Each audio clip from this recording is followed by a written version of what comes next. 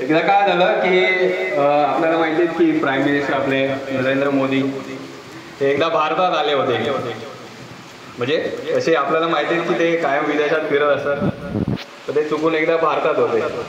तर आता त्यांनी एक नवीन उत्सव लॉन्च झाला असेल, माहिती आहे सगळ्यांना. कुठला उत्सव आहे माहिती आहे आता चालू? जीएसटी बचत उत्सव.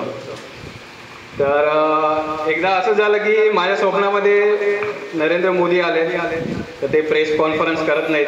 आता 11 वर्ष 12 वर्ष होत आली, तर ते प्रेस करत नाहीत, प्रेस कॉन्फरन्स घेत नाहीत. तर माझ्या स्वप्नात आले आणि मी त्यांना असाच प्रश्न विचारला, मला नरेंद्र मोदी जी आप प्रेस कॉन्फ्रेंस नहीं लेते हैं, क्या बात है? बोलते क्या बताएं राहुल जी, मैं अगर प्रेस कॉन्फ्रेंस लूँ या ना लूँ, मेरा तो काम चलता रहता है. मग मी त्यांना अजून बरेच असे प्रश्न विचारत होतो की आता तुम्ही जेव्हा जीएसटी जेव्हा लॉन्च केलेला, तर तो जीएसटी लॉन्च पण तुम्हीच केला, त्याच्यानंतर रेट पण तुम्हीच कमी केले आणि परत त्याचा बचत उत्सव साजरा करताय, म्हणजे काय आहे काय त्याच्या मागचं लॉजिक? तेव्हा त्यांनी सांगितलं, कैसा है, मैं 2014 आने से पहले इसका मैं बहुत विरोध करता था और मैं कहता था, हमेशा कहता था कि ये जीएसटी जब आएगी तो गरीब की कमर तोड़ देगी. मैं बोला फिर आप लगाए क्यों जीएसटी?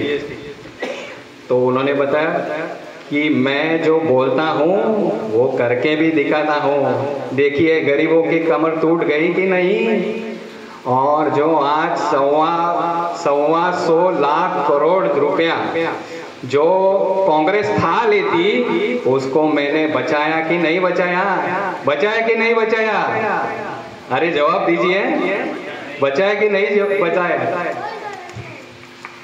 पण त्याच्यानंतर मी त्यांना असं विचारत गेलो की तुम्ही जेव्हा 2014च्या आधी सांगत होतात की डॉलर हा म्हणजे आपण त्यावेळेस जेव्हा ते 2014ला प्राईम मिनिस्टर झाले त्यावेळेस डॉलर हा 54 रुपीज होता आणि आता हा जवळजवळ 90 क्रॉस करतच आलाय.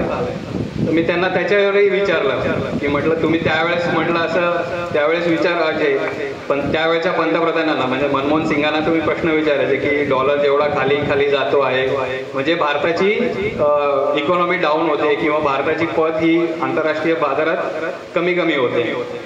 त्याच्यावरही त्यांनी उत्तर दिलं, कैसा है राहुल जी, आज कल कोरोना के बाद सोशल क्रांति आई कि नहीं आई? यूट्यूब में वीडियो इन्फ्लुएंसर आए कि नहीं आए? यूट्यूब इन्फ्लुएंसर आए कि नहीं आए? मतलब आए. तो बोलता है जब भी उनकी सैलरी जो यूट्यूब से आती है वो डॉलर में आती है, और जब अकाउंट में INR में कन्वर्ट होती है तो मजा आ जाता है. तर मग मी त्यांना अजून काही प्रश्न विचारलेले, मग त्याच्यावरती त्यांनी असेच हसत म्हणजे बाकीची उत्तरं देत होते. आणि एकदा असंच एक किस्सा होता की ते एकदा ब्रिटनला गेलेले. ब्रिटनला गेल्यानंतर त्यांनी तिथल्या राणीला म्हणजे हिंदीमध्ये विचारलं, ती इंग्लिशमध्ये बोलत होती. तर एकदा त्यांनी विचारलं, ब्रिटनचे पंतप्रधान होते त्यांना विचारलं, are you active on the Twitter? आणि ते स्वतः हसायला लागले.